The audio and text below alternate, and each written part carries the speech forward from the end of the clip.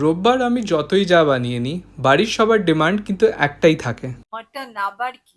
Mutton বানালেই ভালো হয়। তো আজকে ঝোল কষা ছেড়ে দিয়ে বানাবো মাটনের কোরমা। সব টিপস তো তোমাদেরও বলছি, তার সাথে ইউজ করব হোম কুজিনের একটা স্পেশাল মশলা। মাটন বানানোর সময় ম্যারিনেটটা কিন্তু ইম্পর্টেন্ট। সফট করে হচ্ছে দই, তার সাথে অল্প কাঁচা পেঁপে কুচোনো। এবার 4-5 ঘন্টা জিরিয়ে নেওয়ার পর অল্প তেল আর গোটা গরম মশলা দিয়ে মাটনটা কষিয়ে গরম জল অ্যাড করে প্রেশার কুক করব। এবার দেখো, কোরমা সাদা আর লাল দুটো কালারেরই হয় কিন্তু, আর মাটন ভালো লাগে হচ্ছে লাল কালারের কোরমাতে। মশলার জন্য আমরা নিয়ে নিচ্ছি হোম কুজিনার শাহি কোরমা মশলা। ঢাকা খুলেই বুঝতে পারবে যে একটা আলাদাই অরোমা আছে ফ্রেশলি গ্রাউন্ড হওয়ার জন্য। এবার দইয়ের সাথে ভালো করে মিশিয়ে আস্তে আছে বেশ ভালো করে কষবো। তেল ছেড়ে আসলেই দিয়ে দেবো 70% সেদ্ধ করা মাটন। এবার মাটনটা বাকি রান্না হবে এই মশলার মধ্যে। 15-20 মিনিট ভালো করে কষিয়ে আরো 2 কাপ মতন মাটন সেদ্ধ করার আখনিটা অ্যাড করব। এবার নরম তুলতুলে হয়ে গেলে অ্যাড করে দেবো কাজুর পেস্ট আর অল্প